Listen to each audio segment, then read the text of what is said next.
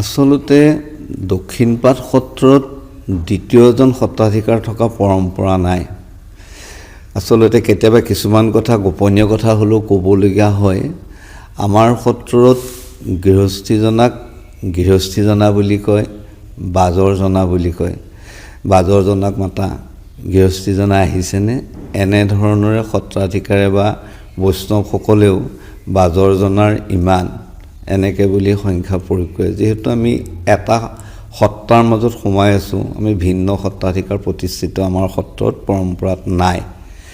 কিন্তু যেতিয়া সত্ৰ মহাসভালৈ তেওঁ যাবলগীয়া হ'ল, সত্ৰাধিকাৰ হিচাপে তেওঁলোকে হয়তো বোধ কৰোঁ ক'লে। দ্বিতীয়তে অসম চৰকাৰে যিহেতু অনুদান দিবলগীয়া হ'ল, তেতিয়া সত্ৰবিলাকক অনুদান দিবলগীয়া হোৱাৰ কাৰণে সত্ৰাধিকাৰৰ আৱশ্যক আহিল আৰু তেতিয়া তেওঁলোকে সেই সত্ৰাধিকাৰ শব্দটো প্ৰয়োগ কৰিছে।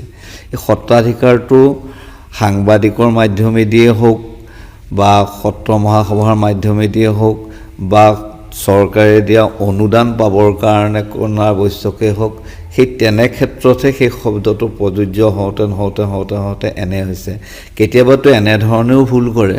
দক্ষিণপাট সত্ৰৰ সত্ৰাধিকাৰ জনাৰ্দন গোস্বামীয়ে কয় যে বুলি আমাৰ সম্বোধনটো দি নামটো তেওঁকো আমি কোনো জেগাত শুনিবলৈ পাইছোঁ। তেনে হোৱাটো আচলতে বিধেয় নহয়। তেওঁ এটা পদবী লৈছে হিন্দু সুৰক্ষা সমিতিৰ সভাপতি হিচাপে। সেইফালৰ পৰা হিন্দুক সুৰক্ষিত কৰাটো তেওঁ কাম্য হিচাপে বোধ কৰোঁ ভাবে।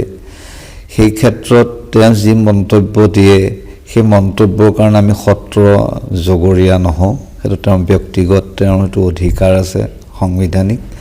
গতিকে তেওঁ যিটো কথা কৈছে সেইটোত আমি সত্ৰ সবৈষ্ণৱে লিপ্ত নহওঁ।